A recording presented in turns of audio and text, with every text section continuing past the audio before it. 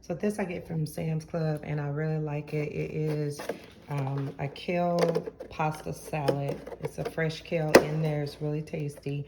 So that'll be part of my prep. So I'll take it out of this container and put it into something that can fit into the refrigerator a bit better. So next I'm gonna prep some oats, some overnight oats for the week. I like to do this with chia and flaxseed. Sorry. I like to put like 4 servings, 4 or 5 servings, so a half a cup. And then I actually prep mine with water. I put a half a cup, like 4 half cups in this container. And then I'll take 1 or 2 tablespoons of chia and 1 or 2 tablespoons of flats, depending on how much oatmeal I got. So this time I haven't had chia in a while and I'm really craving it. So I'm gonna do 2 and 2 inside this, and then I'll fill it up with water, and then that'll make the overnight oats. Believe it or not, they're pretty good. They don't get soggy or mushy like you would think they would. They soak in, and I also put like some artificial sweeteners in there. I'll put some vanilla in there just to give it a little bit of seasoning, a touch of salt, and then when I get ready to cook them, then I'll add like my butter and stuff like that, and I'll show you what that looks like later.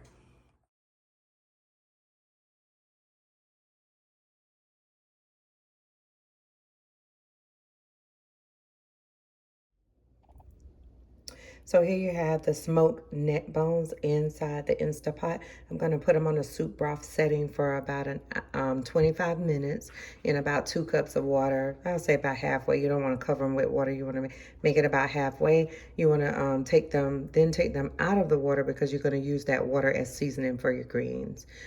So again, the soup broth button on the Instapot for 25 minutes on these, and then you're going to put your greens in the pot. The reason why I separate mine, I would normally, if I didn't have a husband that ate this meat, I would just leave the meat in the pot and then I would add the greens to it. But my husband doesn't eat this, but he will eat the broth from it. So I just go ahead and take them out and then cook the greens separately. So I have roasted some cauliflower in preparation to make some cauliflower mac and cheese. I use olive oil, salt, and smoked paprika for color, and I really like the taste of smoked paprika. Regular paprika will work, it just doesn't have as much of a taste, but you can do either or. And so I roasted it in the oven on 400 for probably about 25-30 minutes. You're gonna have to just keep looking at it in your stove. I got a new stove, so some things have changed, but it's like 400 on roast. You want to make sure when you do put them in the pan that you kind of spread them out so that they can get roasted all the way around.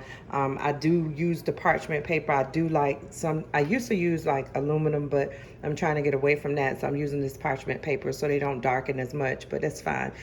They still taste the same, so this is going to be in preparation for the cauliflower mac and cheese. In this prep, I'm going to be preparing some cabbage, just waiting on it to kind of come to a boil, and then I'm going to drop it down to like low, and I'll cook it on low for like 25 minutes, just to let it kind of like slow cook. So what I do is I go ahead and I season it with everything. I like to use better than bouillon, the chicken flavor. I put a little bit of pepper, and then I put salt. So it's lightly seasoned. I can't eat a lot of salt, so I have to be very careful. So I use the bouillon. I just make sure it's seasoned real well. Oh, and I add a little bit of sugar too. And even though the sugar is it's just something I just prefer the taste of cabbage with just a tad of sugar, and I don't use the sugar that don't raise your blood pressure. I just make sure that I only use maybe like a tablespoon or two just to even out the flavor of this. You don't have to do that. That's just something I do. Okay, so while the cabbage is cooking, I'm taking out the pork neck bone, pork smoked neck bones. These are smoked, and they just really have a good flavor. I washed them. I get them from the place. I wash them, and I just pretty much put them in the pan. You don't have to really put a lot of seasoning on them because they've already kind of been seasoned like. But if you do want to add some seasoning to them, you can. What you don't want to do is add carbs to it by putting any gravy or anything like that on it. But I will tell you, this really gives a really good rendition of soul food. Like when I'm eating this, I feel like I'm eating a soul food meal. Like, it just really does. So just really, I got some meaty ones this time, so hopefully I cook them as long as I need it to, but I like to cook them till right before they fall off the bone. You can also, if you do want some sauces or something like that, they do have some barbecue sauces that are sugar-free, so you can maybe like put some of those on there, but you know, I pretty much like to eat mine with the greens and kind of eat them plain, but every now and again I'll put some seasoning on them. So this is what they look like. And so I'll be back. Go ahead and check on that cabbage, see what it's looking like, and come back. Cabbage is still cooking. I'm cooking it real slow. I like to go ahead and steam it until it's almost ready for me. I like to steam it until it gets like right about in here. So what I'll do is I'll cut it on high until it gets until it starts cooking. I'll add some olive oil. I'll add pepper, salt, or whatever seasoning you want to add. You have to do you. And then once you do that, the bouillon to it, and I like the better than bouillon because it's just a real good seasoning for this type stuff. Make sure you add the oil. If you do not add the oil, the seasoning will not stick to these type veggies, and it really makes it taste like you're eating meat, and I really love this. So this cabbage is pretty much almost done for me. I like for it to have like a little, not a hard bite, but just a little chew to it. So I'm gonna cook it just maybe like a couple of more minutes. But this is done, but it will taste like it has meat because of the bouillon that I use. And here I am cleaning up the collard greens, making sure that they're nice and clean, even though they are clean greens that I purchased from the store. But I still like to clean them. I'll go through, make sure there's nothing in there that doesn't look good, and I'll make sure they're thoroughly clean. So I'll finish that off camera. So what I'm doing here is prepping, I'm going ahead and prepping my greens. I have the water that's left over from the smoked neck bones that is gonna season them really well. I don't put the greens in with the smoked neck bones, although if you do, they're phenomenal. Like they fall off the bone and everything, but that is the problem. My husband does not eat smoked neck bones, so I have to separate them out. But if it were just me, I would just leave the neck bones in the pot. I would half in it, of course. I would put a little bit of neck bones in there, and then I would cook half the greens, and then I'll make another pot and cook the other half. So I got garlic powder. I got about a tablespoon of salt. A tablespoon of sugar. I got the better than bouillon chicken.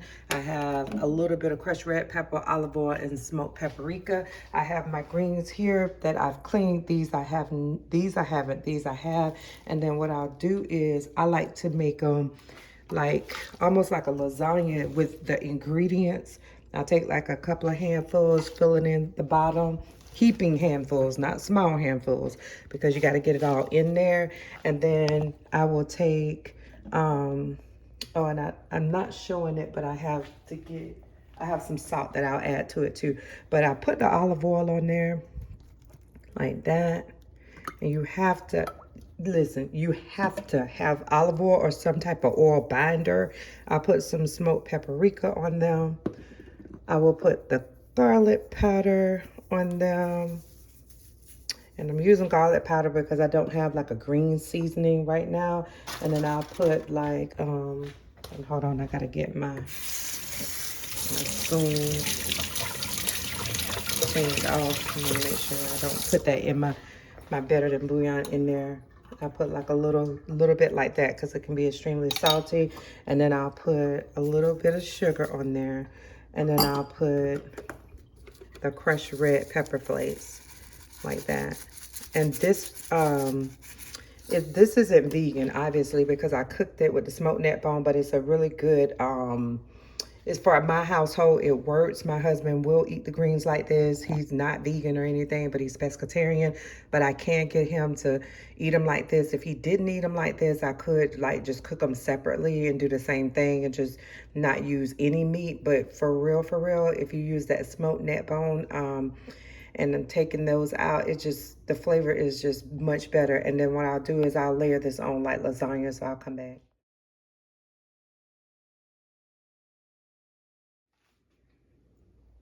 So I wanted to come back with a shot of the greens after I've layered them in the pot. Let's say they're about, I've done the layer maybe 3 to 4 times. You want to put heaping amounts. But if you do the layer, you know, in such a way, it will put the seasonings through and through the pot. And I know I talked about having the oil. I don't eat a lot of oil, but I find that it's imperative when you're cooking these type meals without like meat and stuff like that. That's really what's making the pot even better, is that the meat has oil on it and it helps it stick, the flavors stick to the actual greens and the foods like this. That's what makes them taste so southern. Before, I have tried to make this same stuff. I didn't put any oil in it because I don't eat a lot of oil, and I found that if you do that, they don't taste like anything. It will not stick to them. They won't season, basically. The water will season, but the greens themselves will not season. So you want to make sure you add the oil layer in there. Don't take that out. I've already, and then sometimes I also add if I have it, onion powder. I don't have it today, so I just won't put it in there. But if you have like a collard green seasoning, they sometimes sell them at stores, you could use that. But I just wanted to come back and show how full the Instant Pot is going to be. I use the soup function for everything pretty much because I have it set for 25 minutes. So they'll be in here for 25 minutes on the soup function, but it's really just I'm boiling them for 25 minutes in my Instapot, okay? I don't have a green button. I don't have a button for any of the specific foods that I have, but I've just played with it enough to know this is an 8-quart instant pot, and I've had it for quite some time. So it's not fancy or anything. It's just, you know, this is I have just adjusted that to 25 minutes and I just use it faithfully. So this is what they look like now. I'll come back and show you what they look like once they've cooked down. So while the collard greens are doing their thing in the pot for 25 minutes, I wanted to get back on this cauliflower mac and cheese. I put the cauliflower, I made 2 long pans of cauliflower. I put 3 of the 4/3, so 3/4 of the cauliflower in this long pan, and then I've held back 1/4 of cauliflower to make a cheese sauce.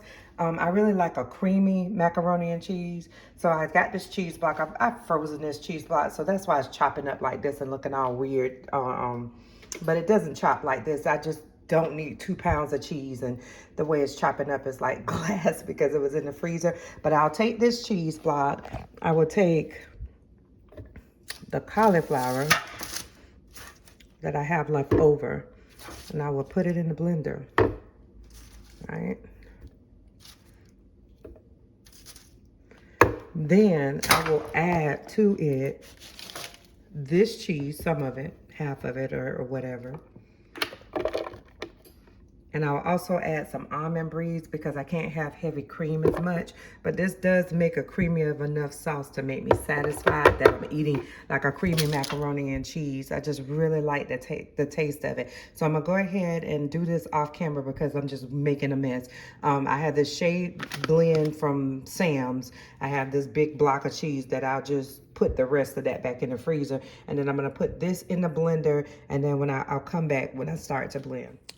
Okay, so now that I have assembled the cheese sauce off camera, again, I put in the 2 different types of cheeses, the cauliflower and a little bit of the almond breeze. What you want to do is just put just enough just to blend it. You don't want to overdo it because it'll make the macaroni and cheese really watery, and it won't taste anything like macaroni and cheese. So I try to put as little as I can, and then I blend them up. I have a soup function. I have a blend-tap blender. I have a soup function. So I blend that up.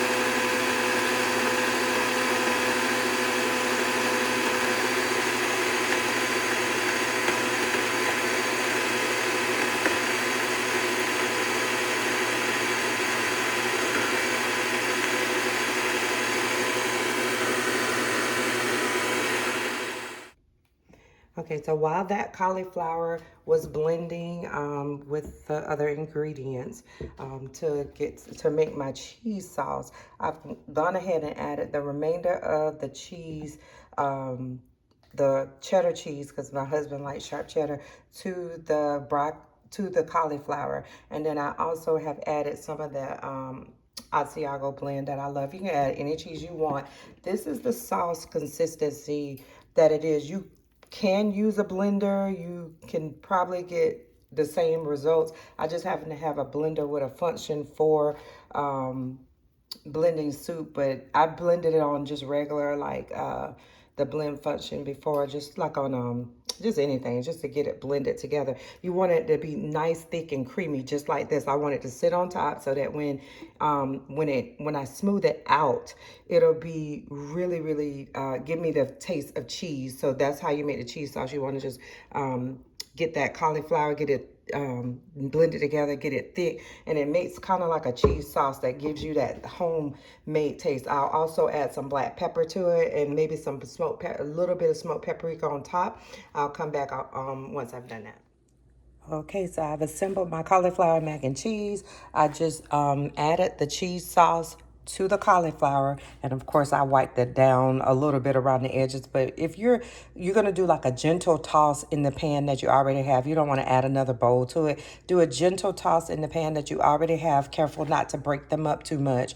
Then you want to make sure you flip them on. I like to flip mine up so that the darks, the broiled sides are up and the flat sides are down. I go back through this. I add some more cheese on top, both types or whatever type you choose.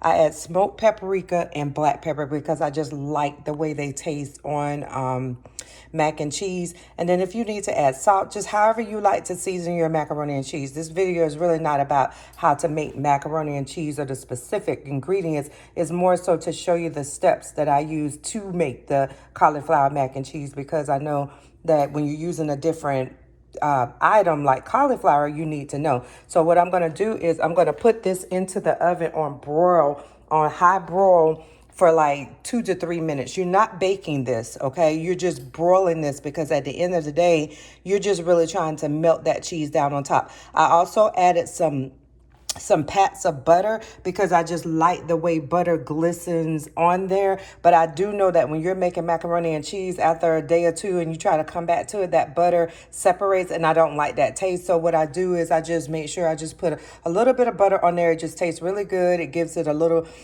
bitter binder. It's just really good that way. So just a little bit, or if you like a lot, then have it.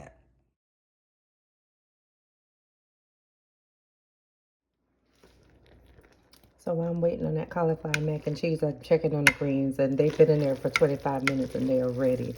So you just want to just go in and kind of mix them around. When you first open the pot, you're like, oh my gosh, what is this? But once you mix them around, you'll find out that you have some pretty decent cooked collard greens. So they're ready to go. They have been well seasoned because you have layered, and you'll get it. You'll get the hang of how much you have to put in there to get the best greens that you like, if this is something you want to do. But I just wanted to show you that once you mix them up, it's like a normal pot of greens. The pot liquor is there. You got it from the meat already, and there's no broken up meat in the pot because I took it out because my husband doesn't like it. So there you have it. The greens are mixed.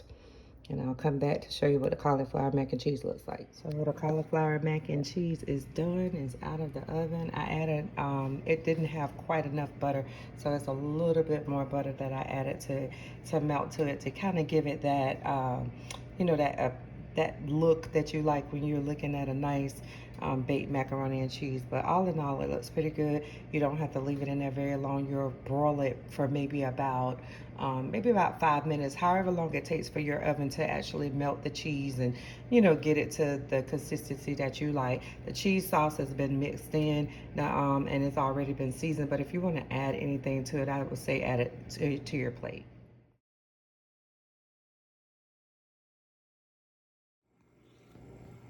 Okay, so this will be my meal prep for this week, and I just wanted to kind of like show it. I meal prep this by doing some chopped up cherry tomatoes and some cucumbers and put them in Italian dressing. I put like almost all of the Italian dressing in there, like 2/3, and then I'll take and chop up some additional cucumbers and put those and some Italian dressing as well. I have a salad. I have this salad stuff that I get from Sam's Club that I put on top of the salad along with the rest of those toppings. I will have some oatmeal this week. I'll put some blueberries and I put all types of toppings on there. I eat about maybe like a half a cup. That is a rotisserie chicken. I often add that to the top of the salad along with the other things I have here. And then this is the keto or low carb soul food that I made. And this just really just gives me like the soul food feeling. This week I had an additional cabbage inside my refrigerator already. So I went ahead and made some cabbage. These are the collard greens here that I made in the Instapot. I made the cabbage on top of the stove. These are sweet potatoes that I made. I went ahead and I like to press them down and then put a little bit of butter in them. That way when I go to cook them during the week, I don't have to do that. And then those are the smoked neck bones that I've cooked. And then this is a cauliflower mac and cheese. So that as a complete meal is really satisfying to me. I don't add any rice to that or anything because of course that's gonna add carbs.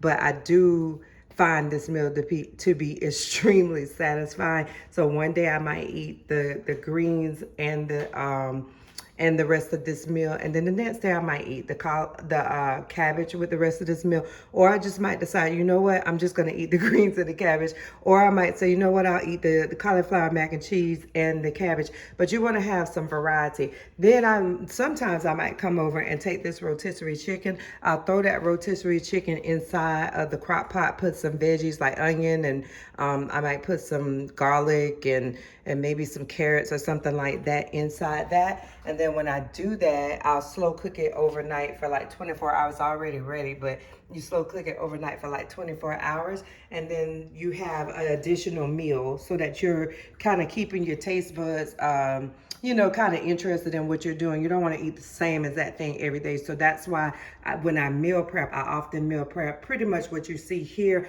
I'll try to, and then if I get tired of this during the week, I might just go in there, I'll pull out some salmon or something like that, and I might eat that with the macaroni and cheese and the sweet potato as well as the cabbage or the greens. So I might not even eat this meat every day, but I don't meal prep the salmon as much because I like my salmon fresh. But these are the things that I found to be quite helpful to keep me on track. I work later in the evening. I could just go in there and just pull this out. I won't leave these in these containers. I'll leave those two in the containers. That might have to stay in a container. I'll put these into something a little bit more compact as well as the cauliflower mac and cheese, and there will be something more compact so that it'll fit in my refrigerator better. But I just wanted to kind of show you what you can make and kind of have some meal variation. Thank you. I'll talk to you soon.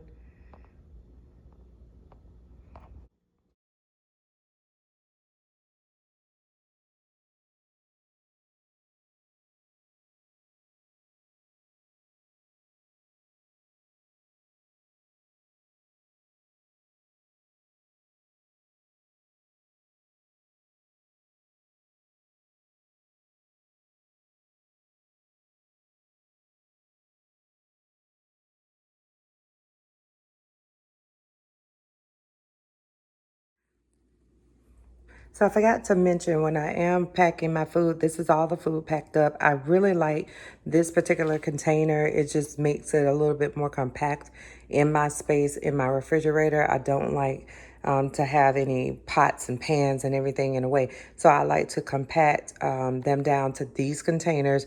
They're like 32 ounce containers that I got from like an Asian food store, and I really love them. This is the cauliflower mac and cheese. Those are the sweet potatoes. That's the meat, the smoked neck bones.